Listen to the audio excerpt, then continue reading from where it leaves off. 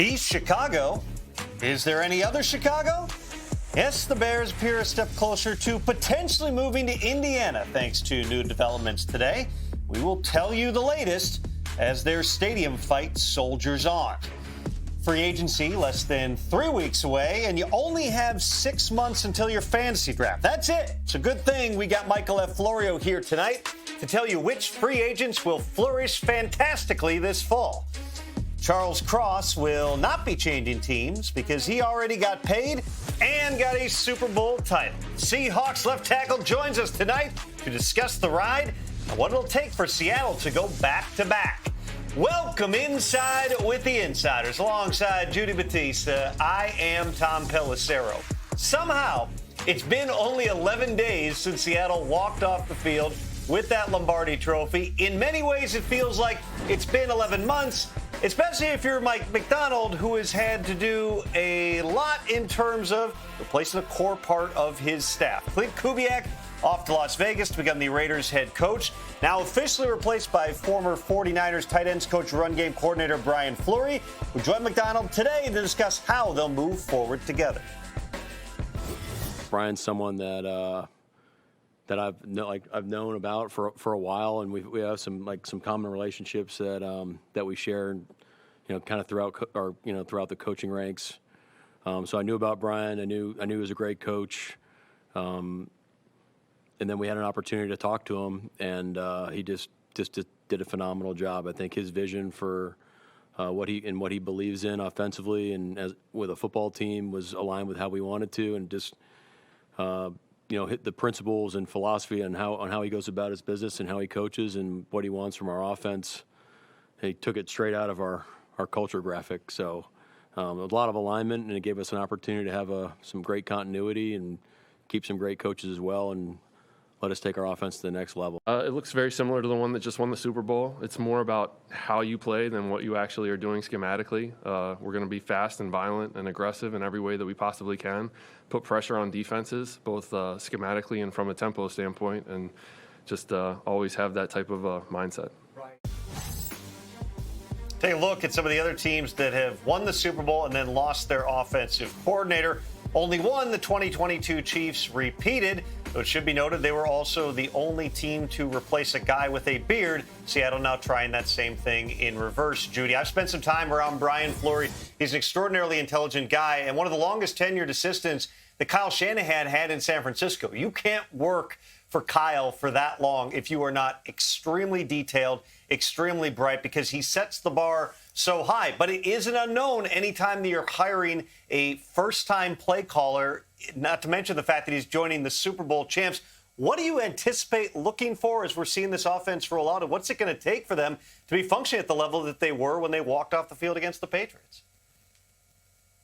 Well, certainly the theme of the day and the message of the day was continuity. There's going to be a through line, right? The scheme is not going to change. Their style of play is not going to change. They are not trying to upset the apple cart here. They obviously had great success with the way the offense ran last season, and they want to run it back as close to what they had last season as they can get.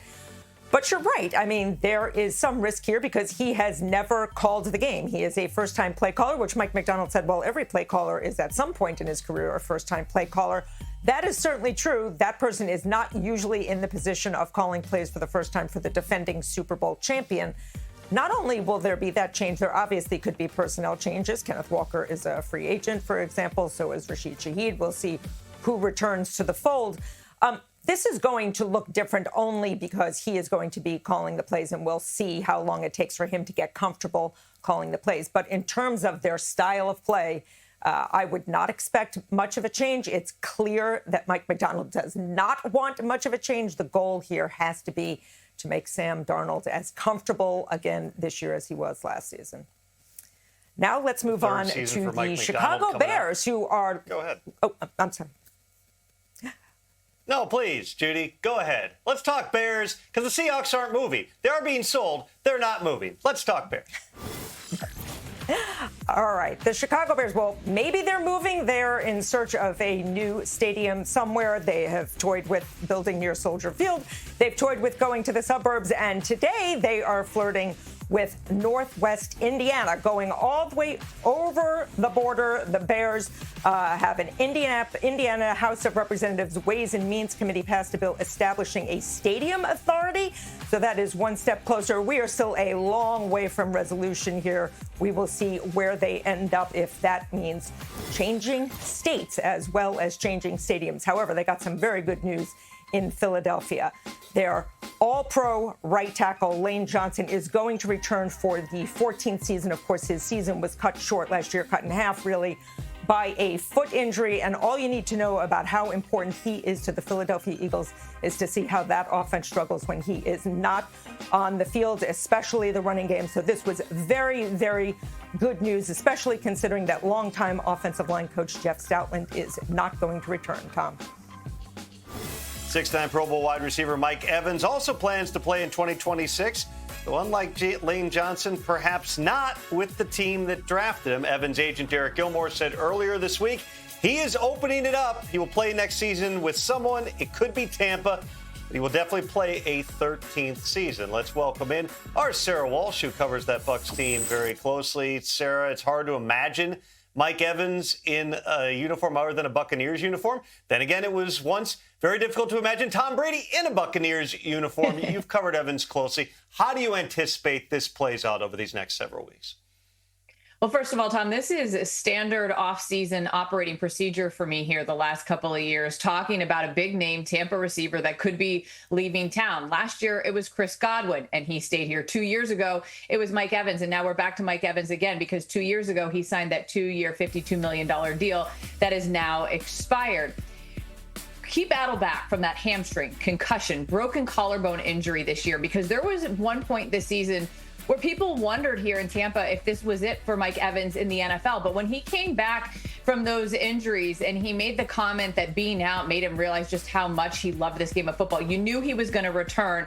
And now the question becomes, if he didn't leave 2 years ago, you think, well, why would he leave now? He has talked about wanting to be a Buccaneer for life. Mike is extremely, extremely competitive. He wants another ring. So his agent and him are probably weighing the options that are out there. And is there a team that is closer than the Buccaneers are right now to getting him back to the Super Bowl? And it's something valid to be weighing at this point in his career. And it's understandable. And I do think, you know, when all is said and done, the feeling is I believe Mike would be back in Tampa. But if there is a better opportunity out there for him, you could make the case that this is the greatest Buccaneer ever to play for this franchise. And I think even if Mike did leave for the chance potentially to win another Super Bowl, I think he is so beloved in this community. People would root him on no matter what. But Mike Evans' return to Tampa is certainly, I think, a little more in question than it was 2 years ago, Tom. Another annual tradition, the Buccaneers hired a new offensive coordinator. This time it's Zach Robinson coming to Tampa. You know, defensively, Todd Bowles is calling the plays. You've had some longtime stalwarts, but there are some holes here, it seems like, Sarah, that whether it's through free agency or the draft, they're going to have to fill. Yeah, there is no question there's holes on defense. This defense struggled last year. And over the last couple of years, Jason Licht has gotten a lot of credit for retaining guys like Mike, Chris, Tristan Wirfs. When they won that Super Bowl, he brought back the entire Super Bowl winning team. And so much of that has been heralded. But the problem with that now is you haven't really gone out and gotten any of these big names in free agency. That has not been the Buccaneer way. But at this point, they know that they're going to have to do that. The biggest headline that I don't even know if I can say this is the biggest headline they made last year is they signed Hassan Reddick. Was a free agent acquisition, but he didn't make the comeback splash that they had hoped for. Todd Bowles has talked about the fact that he wants this defense to get younger and faster. And look, I know pretty much every team in the league can say this, but the Buccaneers are desperate for a game-wrecking edge rusher. They have not had that.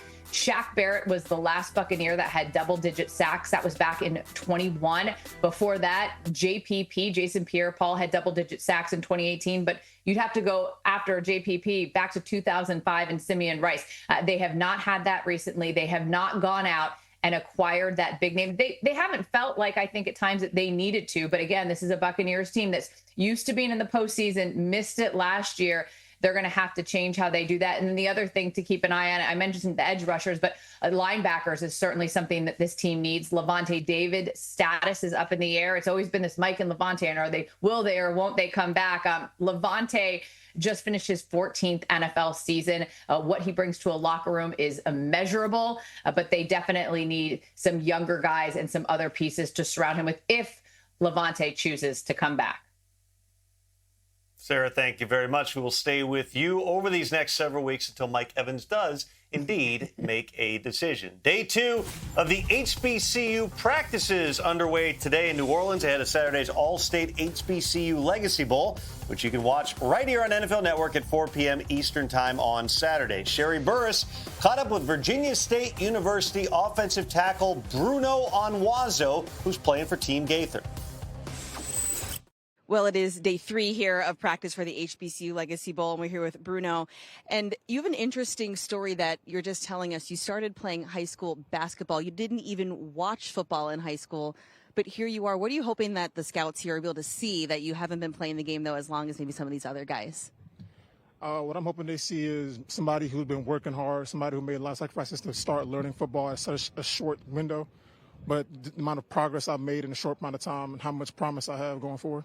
What can you take away from your basketball days and your basketball skills that you think can help you when you apply to football?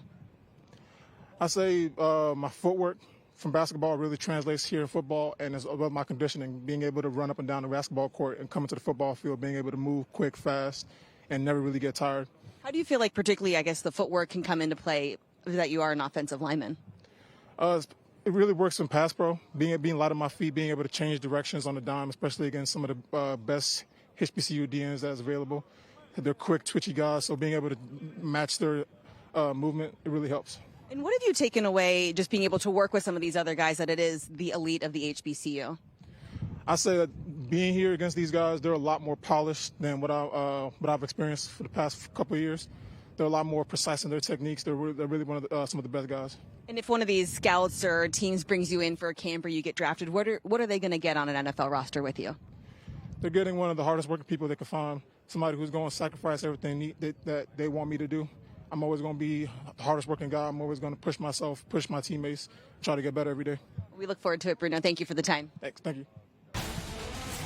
On this show, we do talk about Bruno. Much more to come ahead of the HBCU Legacy Bowl. It all kicks off Saturday, February 21st. That's 3 p.m. Central Time in New Orleans, 4 p.m. Eastern. The last game of the 2025 season, as it were. Coming up on the Insiders, Seahawks left tackle Charles Cross, a guy who I'd actually like to see. I know they play the same position, but going up against Bruno. Two very, very large men. Cross has just won a Super Bowl title. We'll talk to him about trying to go for the repeat. We'll also talk to our guy, Mark Ross, after this, as we look ahead at some of the teams in great salary cap space like the Titans and some teams in not great of shape. What do they do from here and how do they clear space before March 11th? Mark's got answers after this on the Insiders. Ravens safety Kyle Hamilton signed a 4-year, $100.4 million contract extension with $82 million guaranteed in 2025 and went on to earn his second first-team All-Pro honor. Hamilton joined the Insiders at Super Bowl 60 on behalf of Visa to spotlight the small businesses that power Game Week and also discuss the Ravens' 2026 outlook and new coaching staff. You know, they have a plan for me, which is really cool, and really for everybody in the building, me, Lamar, all the other guys. And I think having that outlook where, you know, we're going to retain some of the stuff that we had, but also just start fresh. I think it's good for everybody. You know, obviously last season didn't go the way that we wanted it to, and to kind of do the same thing over again, just like banging your head against the wall, just expecting a different result. So I think that, you know, he's approaching it, and everybody he's hired is approaching it in a good way. We are just a few weeks away from the start of free agency. So let's take a look at teams and their salary cap space. This is according to Over the Cap. Well, just to continue the line, the Ravens have about $22 million in cap space right now. That's 17th in the NFL. But look at the Tennessee Titans, almost $104 million in cap space. They are in a very good spot. Let's bring in our Mark Ross. If he had all of this money to spend, what would he do with it? All right, Mark, let's start with the Titans. Again, almost $104 million in cap space. And they also have the quarterback in the building. So they're in a pretty good spot. Pretty good spot. And I'm just going to call them the new Patriots, Judy. Check out these parallels where last year the Patriots had Drake May, a second-year quarterback. Now the Titans have Cam Ward. The Titans hired Robert Saleh, defensive-minded head coach who was a former head coach as well. Mike Vrabel, same situation. The Titans hired Brian Daboll, their offensive coordinator, former head coach on his second go-round as coordinator. The Patriots had Josh McDaniels. Last year, the Patriots were number one in salary cap space. The Titans are number one in salary cap space. And if that's not even the last of it, the Patriots had the fourth pick in the draft last year. Guess who has the fourth pick in the draft? The Titans. So, of course, it's all about that guy there, Cam Ward. But much like the Patriots did last year, they just attacked everywhere. They had so much money. They attacked everything on defense. They made trades for the Stephon Diggs of the world. Of course, they pressed it in the draft as well. So we'll hear a lot of teams this offseason, Judy, talk about let's just do like the Patriots did, make that leap like the Patriots. Well, the Titans literally have all the parallels and all the spots that the Patriots had last year. So they better get to work and make all the right decisions. I think you just predicted that the Titans are going to go to the AFC Championship game and maybe even the Super Bowl next season. All right, let's go to the team with the second most cap space. That is the Raiders at almost $92 million. And, of course, they also have the first overall draft pick. What are they going to do? Yeah, first overall pick, a new head coach. So, of course, there's going to be a lot of excitement there with having Clint Kubiak coming off the Super Bowl, the offensive coordinator, and with that guy right there, Fernando Mendoza, coming off the national championship. I mean, has that ever happened in the history of football where you've got a guy that won the Super Bowl and the national championship together for the first year on the team? But there has to be a huge infrastructure boost there, a huge talent infrastructure there for the Raiders, because they do have a couple pieces in Brock Bowers and Ashton Genty, but they need a ton of new offensive linemen. They need some more playmakers on the defensive side of the ball. What's going to happen with Max Crosby? If he is not around, okay, then that's another hole they have to fill. So, of course, they have the money to attack it, and we'll see what the vision Clint Kubiak has. But Fernando Mendoza, to me, works best as sort of a point guard distributor. So let's focus on him getting as many bodies and top talent around him as possible, Judy. All right, let's look at the other side, a team that is not in such great salary cap shape right now, the Dallas Cowboys. What do they need to do this offseason? Well, they need a lot, particularly on the defensive side of the ball. But first of all, they got to create some money. They got George Pickens that they're going to probably tag there. And then how do we create the money? They're going to have to restructure Dak Prescott's contract, much like the Kansas City Chiefs restructured Patrick Mahomes, to create some space there, pushing that money into the future. CeeDee Lamb is another potential candidate there. Big money value there, big money contract that they can restructure and then extend players like a Quinnen Williams, who they traded for last year, which will allocate that money over prorate that money over multiple years. And then, of course, some cut candidates like a Malik Hooker, which will save them cap space as well. So they're really going to have to attack free agency first with restructuring, extending their own players, cutting some players to create space before they even try to go sign some other players in free agency. We've got several more weeks to sift through all of the teams and all of their salary cap space, and that is why we don't want you to go very far. Mark Ross, thank you very much. When we come back, we're going to talk about a guy who is not going anywhere. That is Seahawks left tackle Charles Cross. We're still talking about their Super Bowl victory. He's going to join us next on The Insiders.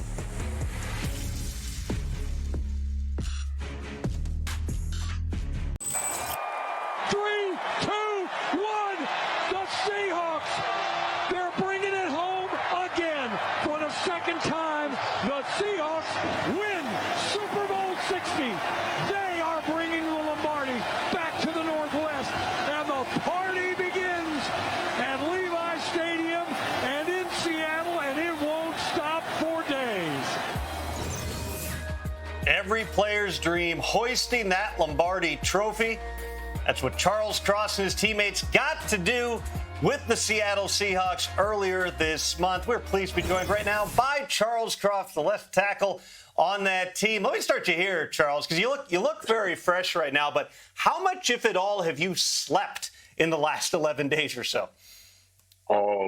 Early on, after the game, not much, but I've been trying to get my sleep the past couple of days. I have to imagine something like this. Everyone comes out of the woodwork. I was just reading a local story from Laurel, Mississippi, literally quoting the mayor, your old high school football coach. You're the first Super Bowl champion from that city. Who all has come out to call you, text you, email you, whatever here since you won it all? It's just been so many people just showing so much support for Seattle and myself. A lot of family, a lot of friends, a lot of people here in Seattle. So it's just been a really cool moment just to see how much support this team and this city has for us. There's so much when you watch the Seahawks play this past season. I saw two things. I saw joy and physicality. And the physicality really came out, especially early in that Super Bowl. Your defense setting the tone, the way that they rushed the passer. And you guys, on a day where the passing game wasn't all that great, but you guys consistently moved the football on the ground. Just tell me about the fabric of this Seahawks team that allowed you guys to be champions. I feel like Mike McDonald has done a great job just building the culture and everyone's just buying in. All three phases: offense, defense, special teams. Us feeding and playing off one another, picking one another up, and just having great camaraderie as a team. I feel like that helped set the foundation for us as a team. Pete Carroll's the head coach when you get drafted several years ago. You're out of your second season. Pete gets let go. It's a shocking move to a lot of people. In comes this 36-year-old Mike McDonald. What do you remember about your initial impressions of him and what your outlook on was in terms of where this team goes from here? I knew he was a great coach. We played him in 2023 when he was in Baltimore as their DC. They gave us a run for our money, their game. So him coming to Seattle and implementing his style and his playbook and his culture, I feel like really helped to stand up for us and, just really attributes to us being where we were today.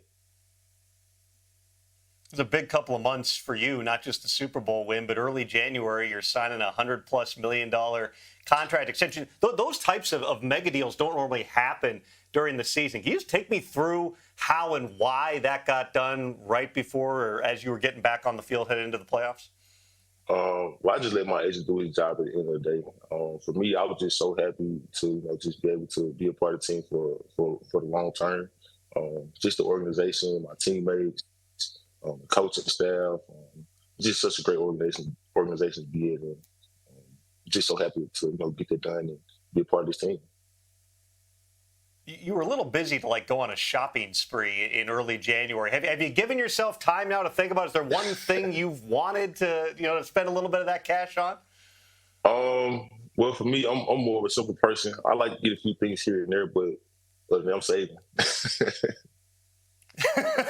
That's the smartest answer possible to that question. You may have another contract coming here down the line as well. When you look at where the Seahawks team now is going, everybody knows, listen, it's hard to repeat. Your offseason's a month shorter, and there inevitably are changes, including on your coaching staff. Clint Kubiak, who did a phenomenal job this season in his first year as the OC, now off to be the head coach of the Raiders. What, if anything, do you know about Brian Fleury, and what's the key for this offense to keep rolling like you were at the end of the season? I'm familiar with him. He's done a great job. The past couple teams he's been at, he's a true professional. He's going to come in and set the standard for us on offense and put us in a position of success each and every game. I know you got a couple of your teammates, too, key guys on that offense who are free agents. Rashid Shaheed is one of them who made a huge impact on you.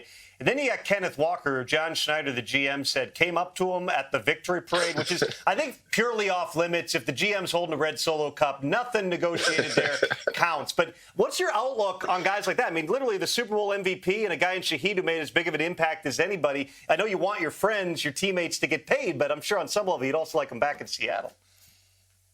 Yeah, absolutely. Those great guys, high-level guys, great people overall. It's a business at the end of the day. I would love for him to come back and, be a part of the team again. Shaheed, how special he is with his speed and on special teams. And K9, he's just so electric when he has the ball in his hands. So both of them were huge contributors to, this season. I'm hoping that they'll be able to come back. But, it's a business at the end of the day. So hopefully everything works out for real. Your quarterback, Sam Darnold, is going to be back for a second season in Seattle. He's overcome, as I'm sure you know, a lot in his career to get to this point. You blocked for him all season. Just tell me one thing about Sam Darnold that maybe we don't know that's allowed him to put himself in this position to help you guys win a championship? I would say just the way Sam's prepared each and every game. Each week we come in and, he's the same guy. He works hard. He wants to, get better. He wants us to, succeed and just be successful as a team. And I feel like that's one thing like people don't see about Sam, just the way he prepares. It's going to be fun watching you guys try to run it back next year, Charles. Hope you got a good accountant, financial guy to handle all that money for you. Very smart answers all around, dude. Enjoy this ride for the next couple of months, man. Before you know it, it'll be September. Let's do this again. Appreciate the time. Thank you, man. If you're already preparing for your fantasy draft, you're a sick freak. Or you're Michael F. Florio, who's always thinking about these types of things. And we'll be watching free agency closely for the impact the new team could have on some of the guys you're seeing on your screen. Florio with us next on The Insiders.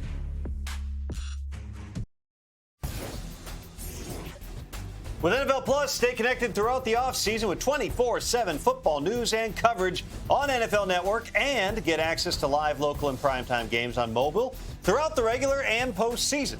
And with NFL Plus Premium, relive your favorite moments from the 2025 season with game replays, get NFL Pro, and watch NFL RedZone during the regular season. Sign up today at plus.nfl.com/network.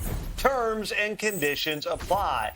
Welcome inside with NFL Fantasy Live here on The Insiders. Tom Pelissero, Judy Batista, joined by our good friend Michael F. Florio, who is already thinking ahead of how free agency, which is less than 3 weeks away, could impact your fantasy season, which, at last check, Florio, still over 6 months away. So we are calling this Florio's Fantasy Favorites to Flourish in Free Agency, because they know how much I hate alliteration on TV. Give me a quarterback, Florio, you're interested to see where he lands that could make an impact come this fall. Yeah, myself and all us other fantasy sickos that are drafting already are highly invested in Malik Willis. In fact, I am more invested in where he ends up than any player in free agency this offseason.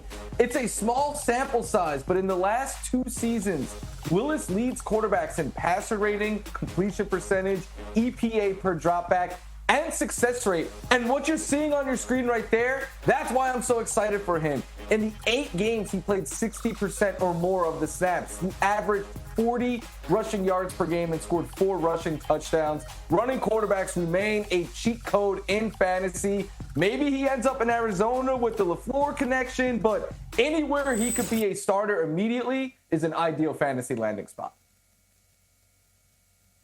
Right, there are expected to be lots of very interesting running backs available in free agency. Which one are you interested in?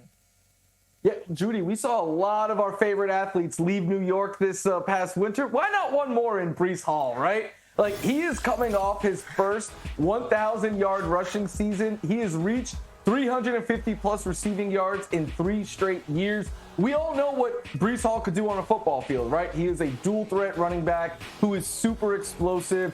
He is top 10, maybe even top 5 fantasy potential at the running back position. Just so far, he's been held back by this Jets offense that is often trailing, not really playing from ahead, not a favorable game script for a running back. So I'm hoping the Jets do not tag him and let him go. Some fits that I think could help him reach his full potential. The Chiefs are the dream one, but the Cowboys, the Broncos are sneaky, and then like Texans and Saints even. Just somewhere besides the Jets, please, for Breece Hall.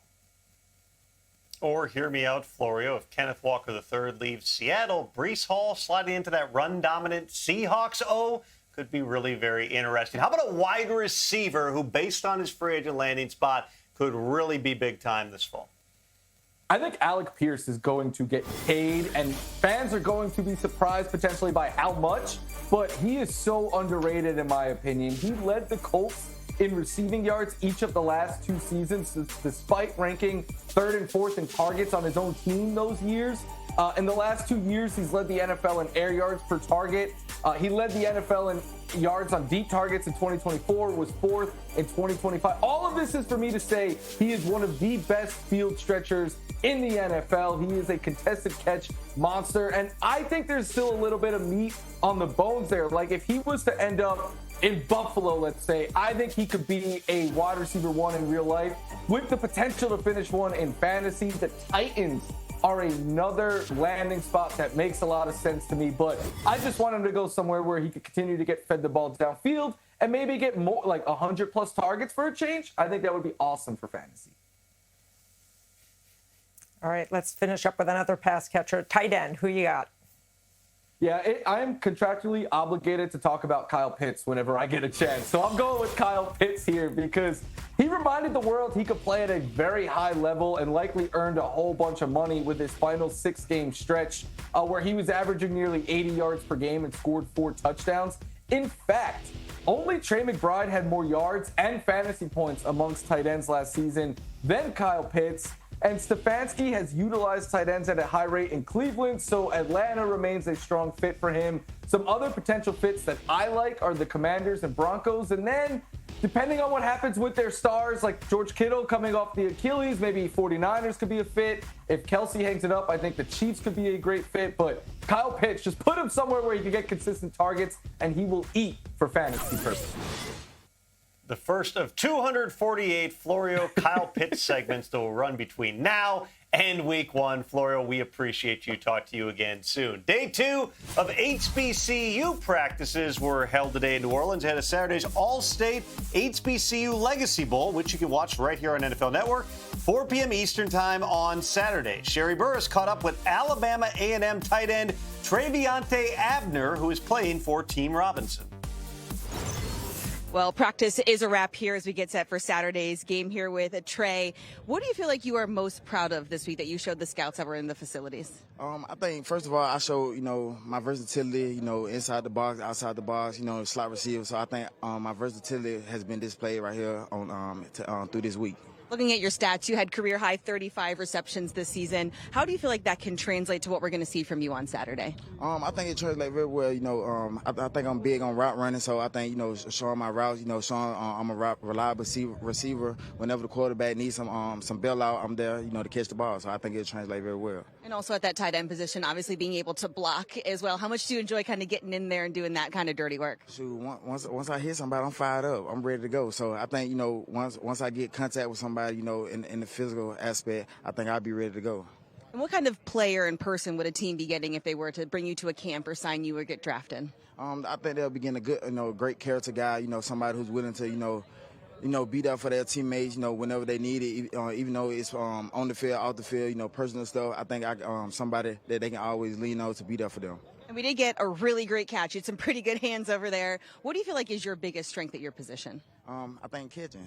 But I think also, being able to, block in the box. I think that's something I honed on this year, try to get better at. But I think really my route running and catching, I think that's the best attribute I have. We look forward to it on Saturday, Trey. Thank you for the time. Thank you. Traviante Abner, one of the faces to know as we head into the HBCU Legacy Bowl on Saturday. Those Team Robinson Gunslingers primed for that game, 4 p.m. Eastern Time, live on Saturday. Yes, there is still football, and you can see it on NFL Network.